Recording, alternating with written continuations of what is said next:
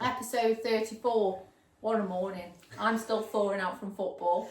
Sarah's ready for Christmas, and we've got our first male guest. I'm pulling my hair out. Absolutely pulled his hair out already. He's on the vineyard 2 minutes. But anyway, happy Saturday. Always an important message when it comes to the podcast, and this is a really, really important message, is men's mental health. So welcome to Coach Carter. I always sounds like some American football coach. No, it's a basketball film, isn't it? It is. Coach Carter, yeah. So I said to Freddie last night, I said, we've got Coach Carter. Oh, I know him. I'm like, no, you know the basketball coach of the team. It's not him. So I think an important thing is men's mental health is massive, and I love the fact that you've come on to share such an important thing. So here's your time. Thanks for having me. Yeah, absolutely. So, as you guys are aware, I'm not a professional. I'm literally just a 37-year-old dad to 2 crazy feral children. Absolutely. Yeah, exactly. It's the best way to have them. Yeah. And been married for, oh my gosh, you're going to kill me, 8 years this Yeah, don't get April. that wrong. No. No, I'm okay because she's terrible with dates. Oh, really? So, Yeah. That's fine then. She'll agree with that one, so I'm okay, I'm safe. And life's hard. Life is hard. I joined the army at 16 years old, and I got medically discharged after a snowboarding accident, and that was everything that I wanted to do. I was good at it. Yeah. So then when it's taken away from you, it's not good. So that was something that contributed to my sort of like my struggles, into my little life cup. My life cup, contributed to some of my struggles, and then I went from job to job, and I worked at Bentley Motors for 13 years, worked my way up quite well, to be honest with you, but then I just got bored. Things just weren't clicking for me, so I took redundancy last year and still trying to find my way. So I'm actually going through a few things at the moment myself that are hard. What we always say is, do you know what, it's okay to be lost. Yeah. And I think it's sitting with that uncertainty, sitting with actually, I don't know where I'm going, but do you know what I am grateful for is today. Like everything I've got today, the struggles that I've got today, and sitting with them struggles and absolutely leaning into them, and that's really difficult, and that's something that I've had to learn, is not to run away from this awkwardness, this absolutely, I don't want to feel it. Actually lean into that, and actually what is it that I'm feeling? And for you, you know, you've took an almighty leap, but I bet you've learned so much about yourself. Massively. Because there's more for me to actually give. I think I was wasting away at Bentley. I know who I am and what I can actually give to the world, and I was wasting away. I was good at what I did, but when I do actually get into stuff, I do get good because I invest myself. Yeah, exactly. But it wasn't me. It wasn't me. And so I had to come away and find my path, because the path that I was currently on didn't align with me. So then we did that, and financially it's absolutely shocking. It's so hard. So another little tip in there to life's problems. And it got really, really hard. And I was walking 5 miles in the snow to work once, and just sort of questioning things in life. I remember it was like 4 a.m, and I had to be there for 5:30. So I had to get up, and we have one car between us. She needed it for the school run, and I was just like, I'm walking. And she got really worried about me. She thought I was suicidal. I wasn't, because I'm very good. I think because of my life and how I am, how I open and I share and I talk about my problems, that helps me, because I've built this character, I've built this strength inside. So I acknowledge my pain, I acknowledge the stuff that I'm going through. And sometimes if I'm stepping back, she feels that I'm in a dark place. I'm in a dark place. But you're okay with being in a dark place. But I'm okay. I acknowledge it. I'm working through it. I speak about it. And this is where the men walking and talking and myself just aligned. So feels so just right. Just right, exactly. And everybody goes through these problems. And you know what? They do, and a lot of people are good at having a really good front, and I think it's important to always meet everybody with compassion. Yes. Because you know what, we can all be shiny and bright on Instagram, and you can meet somebody who's absolutely smiling. My belly's rumbling.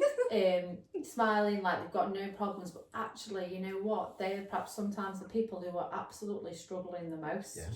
That front, and I think it's important to meet everybody with some sort of compassion. 100%, I fully agree with you.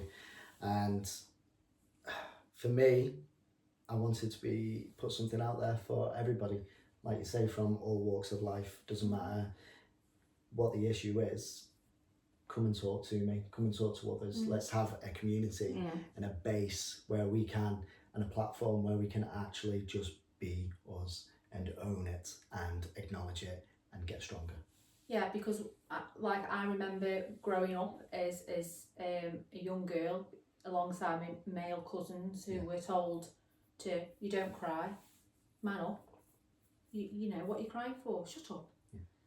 We've now got a generation of adults who have men who've got no way of dealing with life, so everything that's been pushed down from a young child is still sitting inside of them, waiting to be released. And this is where you find, you know, men with depression, mental health issues, alcoholics, drug addicts, you know, and, you know, people say, oh, well, they're drug addicts. Most people with an addiction have got some form of trauma. Yeah. And I'm so compassionate about the people that, you know, you come up against and you see, because what is really going on for these people? And you know what, so it's a UK thing, this. Men Walking and Talking, it's UK based.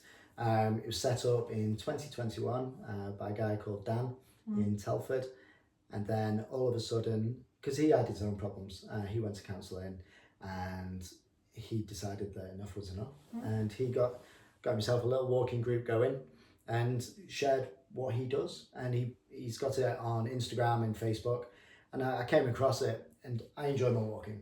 I enjoy that side of things, and I do love talking. I love speaking with strangers. It's something that I'm very good at. I make friends. Yeah, exactly. I love it. It's amazing, but it's nice. Honestly, people look at me like I'm weird. Yeah. I don't care. Yeah. I talk, and I also like people sort of come to me with the issues. I'm here for them. Be a community. Yeah. Be a community, and literally, you'll find something that you can engage in and absolutely. Chat about. And so he started it, and then somebody else came across his platform, got chatting to him. I want to do this. So then all of a sudden another one got released in another town, and before you know it, so earlier this year there was 15 groups, I believe, and now there's 30 by the end of this year. So we have doubled by the end of this year, and I've told them that I'm going to roll this out everywhere. That's so incredible. So on your first session, when you put it out there, what happened? Turned up I put it into the Facebook groups, the chats, everything, your local Sandbach Life, your Facebook groups, told everybody what it was, what it's there for. Didn't really expect anybody there. Maybe 2 or 3, maybe a couple of friends. 13 people turned up, and I was blown away for a first walk. That is so amazing. It doesn't sound like a lot, but 13 men. Showing up and taking that step, acknowledging that, do you know what, I am struggling at the moment, or I am feeling something at the moment, and I'm going to step forward with you. It's about, for me, people taking that step for change in a world that you've known for perhaps 38 years of suppressing 38 years of whatever's been going on, because I think life as well gives us so much pressure these days. 100%. Parenting. 65 school clubs after school. Parties. Work, and financial pressures, everything else. So, it's dead easy for me and you, and I talk, I write it down. But for the people who haven't got that capacity or don't know how to, it's about how do we get them people to say, right, I'm going to do it, because it takes a lot as well, doesn't it? And I think that's where leading from the front for myself comes into it. I think because I've been able to show my vulnerability and my honest true self. I love that. I love a person who can just say, this is me, vulnerable, I've got stuff going on, And you know what? That is an anchor for people. Yeah. And you should be proud. Like, I think what we do sometimes is our vulnerabilities, our bravery to share is somebody's anchor to say, do you know what? I'm gonna take that step. I'm gonna go to that walk. I'm gonna today journal. I'm gonna get up at 6 a.m. And I always say, if you're stuck inside your head, which is a very, very scary place to be, because it can tell you to do all sorts. It can be a split-second decision. Suicide is huge.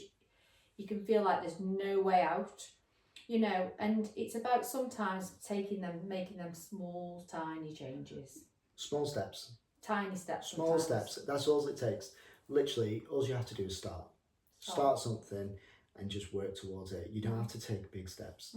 Take small steps, little goals, and go out and achieve them. I think with me showing my vulnerability, but then also showing the positivity and the confidence or the things that I actually do in my life to support me getting through the things as well. I think that helps people. It's helped guys in my group, definitely.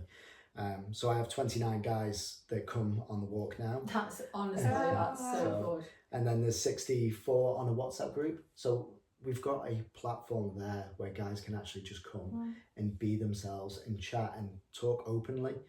And they've said, I feel like I've not been able to talk about this in front of my friends of fear of judgment. But because we have this group, it's okay. Yeah. It's okay to talk about suicide, self-harm, divorce, not being able to see the kids. They're the sort of things that we do talk about, and we talk about them so respectfully and normally. It's not a weakness, is it? It's far from it, really. It's that I think that's it. I think a lot of people and we're gaining answers from it. We're gaining clarity, and it's then taking weight off your shoulders, clearing that fog in your brain, and actually going, do you know what? I can do this, or can you support me? And I can breathe again. And I can breathe again. And I've got clarity. Exactly. And it just gives you that little bit of release. And because we do this walk every single week, even over the Christmas period, we're walking because, I've got my kids at home and my family, but they support me and they support this, which is incredible. But not everybody's got that.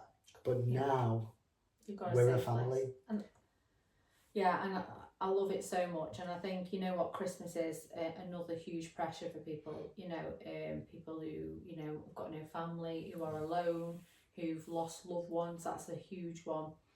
You know, and I hope, and I really hope that anybody who watches this, or, you know, this Christmas finds themselves really struggling, that we as a 4 o'clock club and you as Coach Carter are here. We are, though, on a serious note.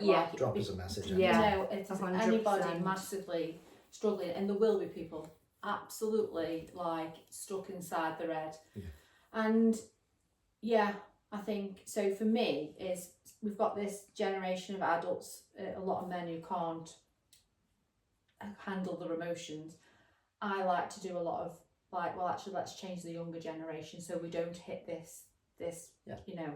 So I've got boys, so 2 boys, and I am so passionate about, you know, letting them feel, letting them cry. And I can almost see it in Oliver now. He's getting a bit bigger, because I suppose at school, that he's like, sometimes at school, like, well, I didn't want to cry. And so I sit with him and I have that discussion with him, like, well, why? Well, I didn't want, but actually that's okay.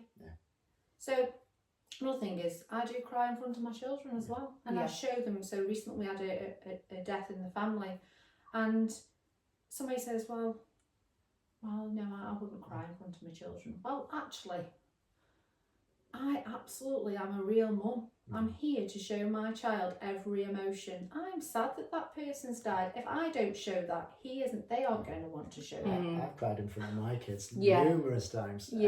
Because I'm not a robot. I am so not a robot. I was told, like, going through the divorce and things, don't cry in front of the kids. If you can cry, go in that room and things like that. Whereas now, I will just sometimes come in from work and completely break down, and the boys just come over and I'm like, I'm okay, but work's hard, or this is heavy and things like that. And the boys are... show empathy. I just think, you know, they're not like, oh, why are you crying? And in you doing that, you are instilling, well, actually, do you know what? It's life okay is for them to be like that. And life is hard. Kids need to understand that things, and it's okay, because then they see you come through Bounce it, back. that actually there is light at the end of the tunnel, and you know, mum was okay. We should be able to feel every single bit of emotion. When they say about men and not crying, and you know, you shouldn't be doing certain things, it's weak. It's not. No. It's not. You are strong by feeling and acknowledging everything. Yeah. You can still be an absolute warrior. Yeah. You are. Yeah.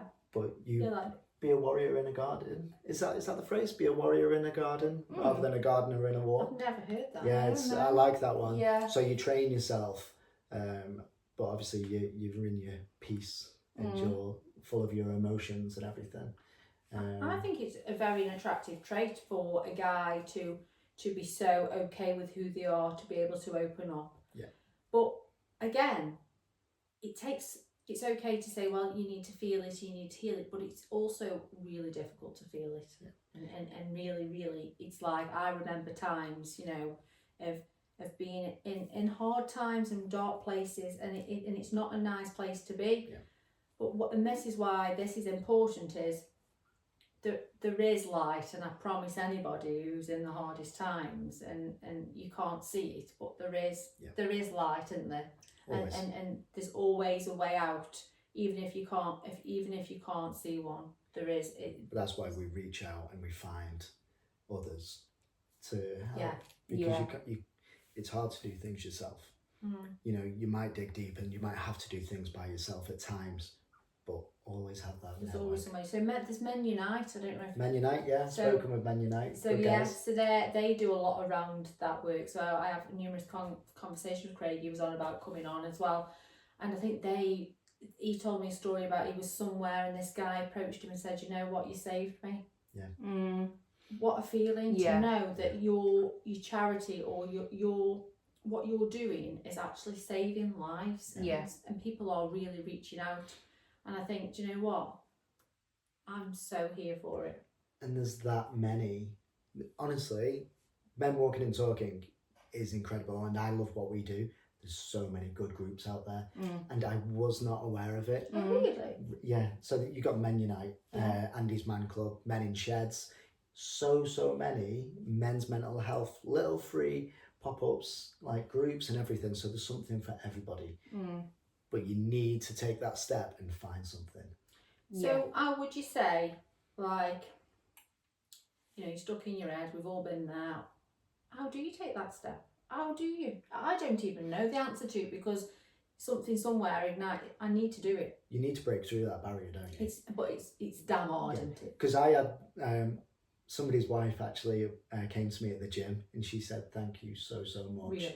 Like, she came up to me and she said, "We drove past your group twice," and he was like, I'm gonna go," and he was like, keep going. Couldn't do it, couldn't get out of the car. And he's like, take me home. Went home, and then he said, "I'm doing it tonight, I'm going." And he did. He stepped out of the car, he joined us. Makes me a bit tearful, to be honest. Honestly, I've got goosebumps. It is saving lives, and it's building confidence, and it's empowering men to be vulnerable. I think it's so important to use this as, it is okay to feel every emotion, to cry, to scream, to lean on somebody. Because I think as a man, you know, you can't. I lean on that many people. I've got about 40 It'll people. improve relationships. Absolutely. It'll improve your confidence. It'll improve your work life. Hopefully, like everything, health and fitness, well-being, everything, it all comes together if you communicate and you join a community and you share things, that your vulnerability, everything gets better from there. Absolutely. You just have to make that step. And me doing what I do, and the other walk leaders and all the other groups across the UK, no matter what it is, that's why we do it. And we take that step together, because we would rather see you there doing something than taking your life. That's a really powerful message, is you use your vulnerabilities, your hard times to really be the anchor and to save lives. And that is really incredible. but can we talk about your little glass, because you've been putting things in it, haven't you? So I've been relieving the pressure really by drinking it. So let's talk about, because I think that's an important thing to talk about. It's got a bit misty now. No, sorry, it's my sweaty part. I was thinking, don't put it up, it's probably not washed. I was actually having a discussion with my wife about this, and this is how I liked to visualise it. For me, this is your glass of water. This is your body, and you're literally your brain, whatever you want to think of. And then you're getting like little life problems, school problems, health problems, financial problems, grief, trauma, everything and anything, and you're not releasing. And if you're not releasing, it's going to fill more and more until it overflows. And that overflow could be anxiety, life ending, it could be anxiety, it could be an outburst, it could be drugs, drink, it could be fighting, it could be anything that could be, it's all negative. There's nothing positive coming from that pressure building up so much. Exactly. So you need to do something that is going to release. So you need to do that communication. You need to do that. Go to the gym, go for a walk. Yeah, absolutely. Find somebody, because we are all in this together, and you'd be surprised how many people are going through something similar. Maybe not the same, but similar. And you can talk and find that clarity and answers. And I think that's, I always say your brain is only got so much capacity. Yeah. We've only got so much we can take. And again, once it starts overflowing, you'll find, you're reacting in ways you don't know why, outbursts, depression, everything else. You know what? And even if it's not talking and your first step isn't talking, what about journaling? Writing it down. Exactly. What about a text message? Meditation. It's not hippie. It's not. Because it's I've not brought bad. up, Honestly, sitting in your own thoughts for a minute or two with some sounds on the YouTube, and just being in peace. Turn your lights down low, because it all has stuff to do with your brain and your body and your dopamine levels and your serotonin and cortisol and all that. I'm not professional, I'm just we need to keep repeating that, because there's been some guy who does a podcast who's been done by the BBC for misleading information. So we aren't professionals, we're just humans going through things. Do you know what, we're just real life, and that's an important thing, is that we are just real people who've been through. So for me and Zara, life, when your husband left, and like when I left Aaron, you find yourself on the floor. Yeah, absolutely. Your life as we wanted it was no more. Yeah. So, and at that point, and there's always an important point, is we have a choice. You have a choice. Yeah. And I remember times that we couldn't see a way out. No. We didn't know which way to turn. No. Because you assume when you get married that's for life. I never really saw myself as a single parent when you have your children. So when you get to your late 30s, because it's important that there is suicidal women and and women's mental health, but we're more able to talk about it. And we have got a great support network, but it's important to talk about the times that it isn't all shiny. No. There's times where Zara's picked me up off the floor, I pick Zara up off the floor. I've got somebody on speed dial because I'm so full to capacity, because life is so much pressure. And as a working mum for you, Zara, it's huge as well, because you've got the pressure of working full time, parenting. And I think today's society brings so much pressure. Massive. And I've sort of had to really have a word with myself and to take a step back from what is important. Yeah. And because we get run away with, materialistic things and, everything. Actually, I've had to really walk away from the hustle and bustle a bit of what's important in my day-to-day life. And I think gratitude comes a lot with healing. And, in your hardest times, what can you be grateful for today? And you have so much, even in your hardest times. You look around you, you've got so much around you, but again, you don't see that in your hard times, do you? No, you don't. You see that grey cloud and there's no escape. Yeah, it's really, really dark. It's really dark. It is hard. And I think you're very on the point there where, and this is what I talk quite openly about, is how we do live in a society where it's so fast paced. Yeah. And we have so many comforts. And on the male side of things, we have lost touch with ourselves, like who we really are. I think guys need a purpose. Guys need something to really dig into, but because we've got all these comforts and this fast pace, we've lost that. And this is where it's part of our problem. So we need to sort of bring ourselves away from society's ways a bit, and actually slow down. I think they need to learn to slow down and actually find something for themselves. And I think that will go a long way in supporting mental health as well. And I liked what you said before as well about when you come against these obstructions along your path, like you're going through your divorce and then all of a sudden things have just changed. And I think a lot of people don't know how to actually go around it or choose a different path. They just sort of, when you are hit with that issue or that obstruction in life, what do you do from there? Yeah, how do you navigate it? Exactly. Yeah. I think you need to learn how to actually, instead of just react, you don't just react, you need to sort of take a step back and what's the word? And we say ride the storm. Yeah, ride the storm. Yeah. And I think it's acknowledging things, isn't it? Like with my divorce, it was very sort of like he left, this, that, and you go through that sort of bitter stage. But actually now, you step back. I've stepped back and I'm like, actually, we weren't happy. He wasn't the person who, I thought he was when you were together.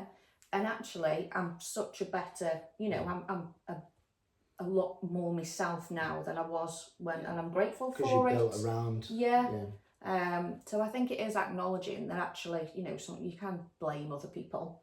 It's a lot of people do that, isn't it? You do, and it is your natural reaction. And I think for me, I remember leaving, and after 16 years of everything that I'd known, and it's hard to walk away from everything that was. I remember being a shell. I'd no idea who the hell I was. I knew that I was a mum. Of course, I'm always a mum. But who was Sarah Luby? Who are you? Who am I? And I have had to, people say growth does not come easy. This has not come easy, and it doesn't come easy for anybody. But the important thing is that if you sit with it and you work on self-improvement and understanding why you make certain decisions, why you are the way you are, and there's such a peace in doing it, because now I can almost see, like I can sit back and I can reflect. I can also, now when thoughts come into my head, I've done a lot of work around actually looking at the thoughts. I am not the thoughts. I actually, now when they come into my head, I look at, it sounds really strange, but I've been doing a lot of reading around, actually when something comes into your head, you are in control of what you want.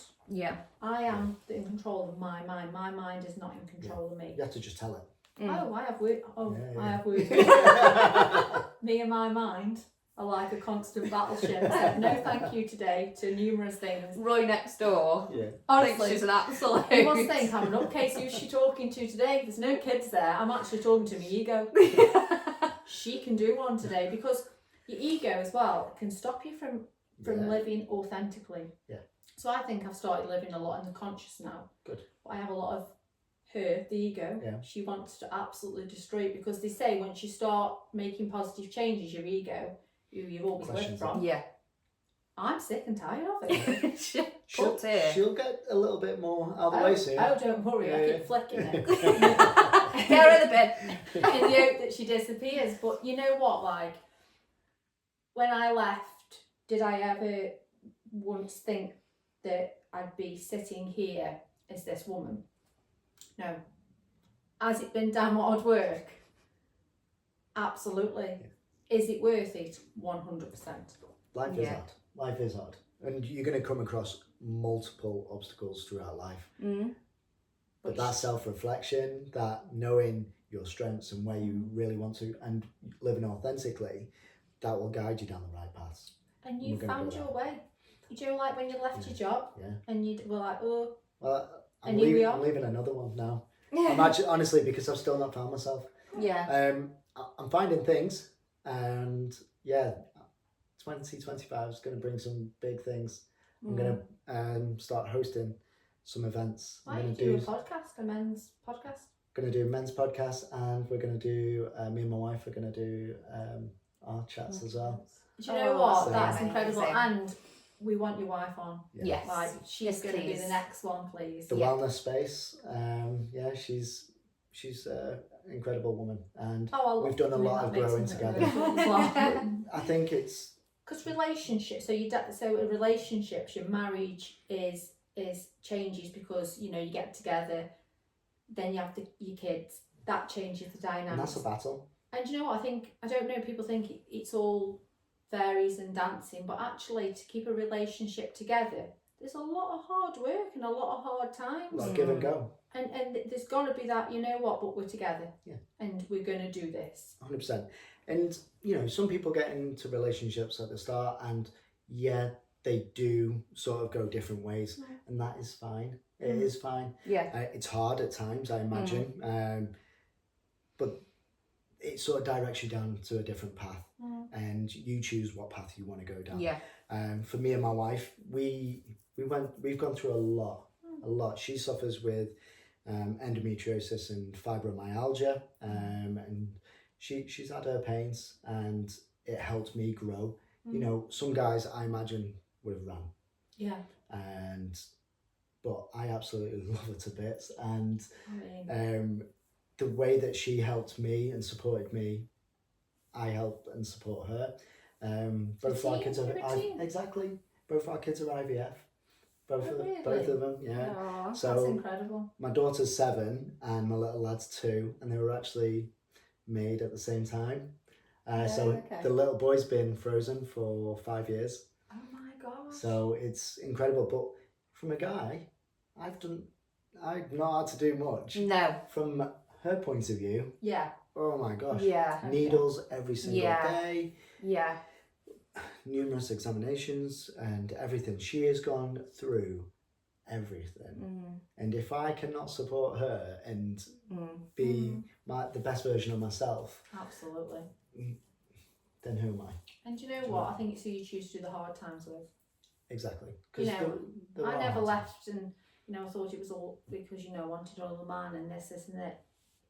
Some things really just don't work out, and 100%. Some people aren't. But it's also important to say, you have to work at these things. Yeah. You have to really make sure, like, you've really done everything before you decide to. It's not about just, just getting packed my bag and leave. It's a massive decision. Kids are involved in everything else, and that. But I think what's nice is, that you do. There is hard times, and you have to really work at it. And again, so you choose to do your hard times with. It's not rosy, is it? No. It's because it's two people navigating life. Exactly. And doing it together, and like you say, two people, two different beings, two different personalities. You've been brought up differently, so you've got to communicate. You have to communicate. Communication is key. And you need to listen. You need to be able to listen to each other and go, I understand where you're coming from.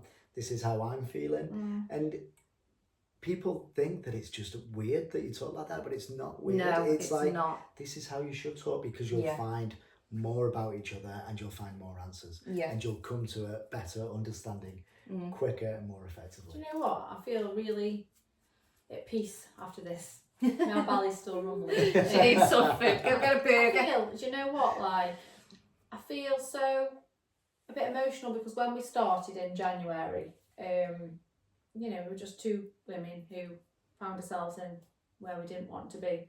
To sit here and talk openly about real life issues and, hopefully helping people is huge for us. Yeah. It's huge. So I feel so grateful. I feel grateful for every person that sits on the sofa. I feel grateful for having this platform. And do you know what? I just feel grateful for having today. Yeah. And if you can take anything from life is to enjoy today.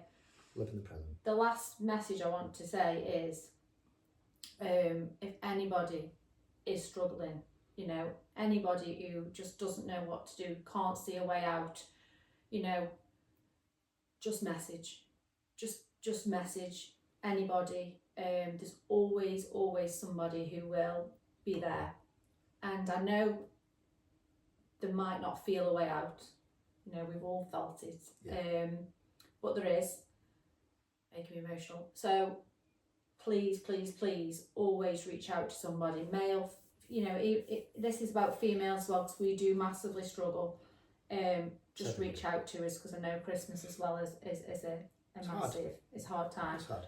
But actually I want to say something else as well, is that I am big and passionate about supporting the most vulnerable young people in our city, and I am doing a Christmas collection for 16 to 25 year olds, mainly the 16 to 20, say 16, 11 to 25, but mainly the 16 to 25 year olds, because they are care leavers who potentially may find themselves this Christmas in a flat on their own with no support network, and it's something that I can't ignore, and I don't think I want to ignore, and I don't think we should ignore that at this day and age that this is happening. So I want as many children this Christmas, or adults, to have a wrapped present. So I've done a wish list of things that I think they would like. All you have to do is click on the link, get sent directly to Caveman Training. Don't know if I told you I go to Caveman Training. Nice. They're in on it as well, and Men Unite as well. £5, you know, and I know money's tight for people, but it's £5, £10, whatever you want to spend. So let's give everybody Support local as well. Do you know what? Yeah. Like, we give to many charities across like the UK. Let's do stuff for our local. And do you know what? Like I said, next year I perhaps won't have my boys. I am ready. I will open a hall, and I'm going to have people who've got absolutely nobody to come and sit with me. I could talk all day, no issues. Come and have a cup of tea with me. She'll be there till New Year's. Actually, shall we just camp out? Absolutely, it's Christmas New camp Year's out. Eve. Christmas camp Christmas out. camp out. 2025 Yeah. done. Honestly, but that's where I want to. You know what? No, It's just a nice feeling, isn't it? It's those things that you just know that you're making a difference, and it's a nice feeling. I can't bear to talk to somebody 25th of December having nobody. That's my issue. Yeah. Is that I can't really ignore it. So I'm not ignoring it. We're not ignoring it. But guess what? Episode 34 is done. Ta-da! And thank you so much for coming on. Thank you for having me. And I think, you know what, it's an important message, but can you make sure you get your wife on as well? I will. She'll be here. She's already said. As she. She wants to come on and chat. Everybody, actually, are we Last one. recording? I think we'll record 27th before The Christmas party. Oh yes, our and Christmas don't forget, party. I mean, Tickets you're more are than £500,000 welcome to come 27th of December. The Carlton is the 4 o'clock club Christmas party. Yep. Free of charge to come. Do you know what? We just again wanted to create a space for people to come and just be together. Nice. So, do you know what? What more could you ask for than me and Zara on it? 27th of December. Good grief. Anyway, have a good Saturday. Bye. Ciao.